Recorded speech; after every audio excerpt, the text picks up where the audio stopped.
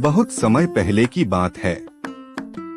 उत्तर भारत के एक छोटे से गांव में अनाया नाम की एक चंचल लड़की अपनी मां के साथ रहती थी।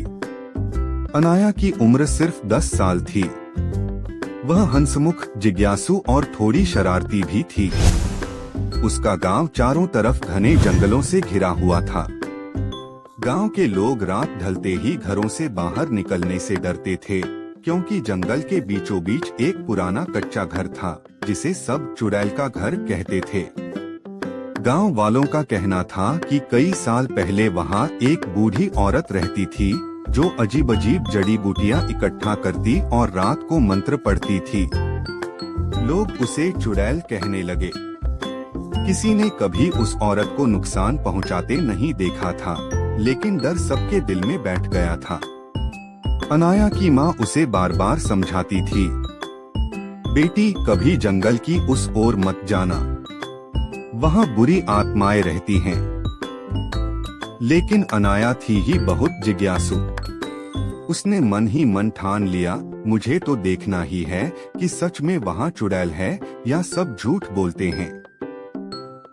एक दिन दोपहर के समय अनाया अपनी सहेलियों के साथ खेल रही थी। खेल खेल में उनकी गेंद लुढ़कते लुढ़कते जंगल की ओर चली गई। सब सहेलियां डर के मारे रुक गई, लेकिन अनाया बोली, अरे इसमें डरने की क्या बात है, मैं अभी लेकर आती हूँ। सहेलियां घबराकर बोली, नन मत जाना अनाया, वो घर पास ही है, चुड़ैल पकड़ लेगी। अनाया हंस पड़ी, अरे ये सब गांव वाले बच्चों को डराने के लिए कहते हैं, चुड़ैल बुड़ैल कुछ नहीं होती। वह धीरे धीरे जंगल के अंदर बढ़ी। हवा में एक अजीब सी ठंडक थी, जैसे पेड़ों की छाव में अंधेरा पहले से ही उतर आया हो। कुछ देर बाद उसकी नजर उस पुराने घर पर पड़ी। घर की दीवारें टूटी फूटी थीं, छत पर सूखी बेलें लटक रही थीं और दरवाजा आधा खुला था। ऐसा लग रहा था मानो बहुत समय से वहां कोई नहीं रहता। अनाया ने हिम्मत करके दरवाजा खोला। अंदर अंधेरा। अनाया घबराकर वहीं खड़ी रही। बूढ़ी औरत उसकी ओर बढ़ी और बोली, बच्ची, लोग मुझे चुड़ैल कहते हैं क्योंकि मैं अकेली रहती हूँ और जड़ी बूटियाँ इकट्ठा करती हूँ। लेकिन सच तो यह है कि मैं किसी को नुकसान नहीं पहुँचाती। फिर भी अगर तुम सच जानना चाहती हो तो तुम्हें मेरी 3 परीक्षाएं देनी होंगी। अनाया हैरान रह गई। परीक्षा? कैसी परीक्षा? बूढ़ी औरत ने कहा, हर बच्चा जो यहाँ आता है, अगर वह बहादुर और नेकदिल है तभी सच देख सकता है। अगर तुम डर से भाग गई तो जीवन भर सोचती रहोगी कि चुड़ैल असली है या नहीं। अनाया का दिल जोर जोर से धड़क रहा था, पर उसकी जिज्ञासा भी उतनी ही बड़ी थी। उसने हिम्मत जुटाई और बोली, ठीक है, मैं तैयार हूँ। बूढ़ी औरत की आंखों में हल्की चमक आई। उसने अपनी छड़ी जमीन पर मारी, ठक। अचानक चारों तरफ अंधेरा छा गया। घर की दीवारें गायब हो गईं और अनाया अपने आप को एक जंगल के भीतर खड़ा पाया। बूढ़ी औरत की आवाज गूंजी, पहली परीक्षा है डर पर काबू पाना। तुम्हें इस जंगल से बाहर निकलना है, लेकिन रास्ते में तुम्हें ऐसी चीजें दिखेंगी जो तुम्हें डराएंगी। याद रखो, वे सिर्फ भ्रम, इल्यूजन होंगी। अगर तुम भागी तो हार जाओगी।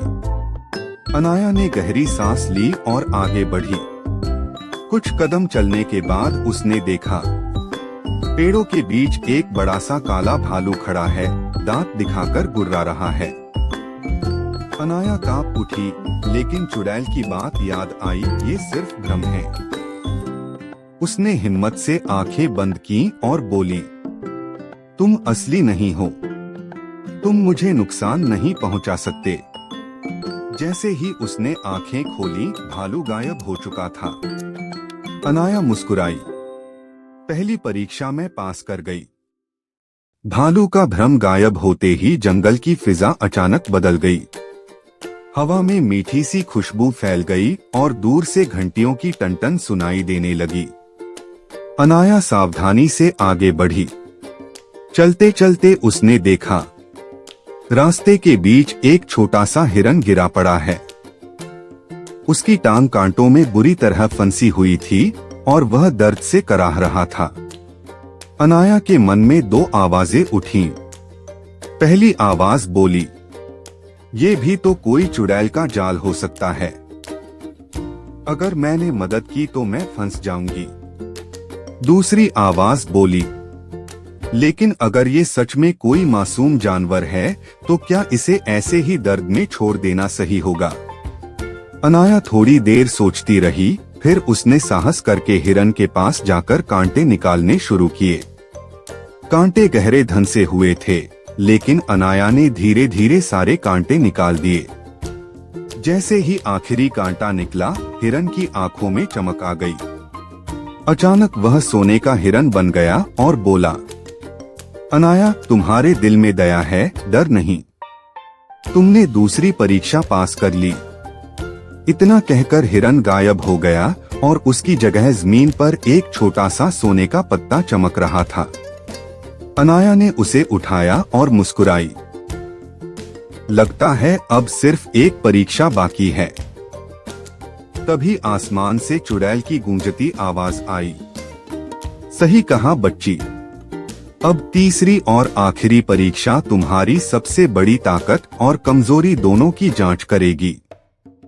अनाया ने सोने का पत्ता अपनी जेब में रखा और आगे बढ़ी।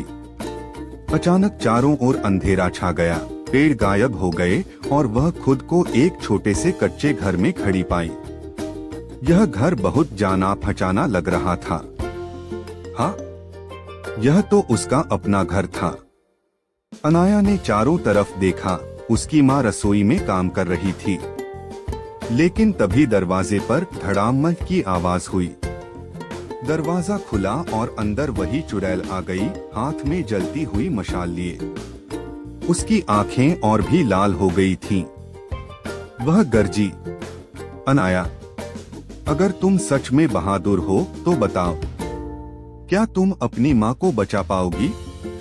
चुड़ैल ने मशाल ऊंची की और सीधा उसकी माँ की ओर बढ़ी।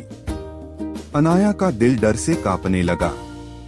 वह भागकर अपनी माँ के सामने खड़ी हो गई और चिल्लाई, नहीं, अगर तुम्हें कुछ करना है तो पहले मुझे नुकसान पहुंचाना पड़ेगा। चुड़ैल ठिठक गई। उसकी आंखों की लाल चमक धीरे धीरे कम होने लगी। फिर अचानक वह हंसी और बोली, यही था तुम्हारा तीसरा इम्तिहान, निस्वार्थ प्यार का इम्तिहान। जो बच्चा दूसरों के लिए डर के सामने खड़ा हो जाए, वही असली बहादुर होता है। इतना कहते ही घर, मशाल और सब दृश्य गायब हो गए। अनाया फिर से उसी टूटी फूटी कोठरी में खड़ी थी। चुड़ैल अब शांत और साधारण सी बूढ़ी औरत लग रही थी। वह मुस्कुराकर बोली, बेटी, तुमने तीनों परीक्षाएं पास कर ली। अब तुम सच जानने लायक हो। बेटा, मैं एक आम सी औरत हूँ। आप सब की तरह डर तो लोगों के मन में होता है, लोग देखना ही नहीं चाहते सच क्या है। तुम एक बहुत बहादुर और समझदार लड़की हो। तो बच्चों, आप बताओ, आप लोगों ने इस कहानी से क्या सीखा?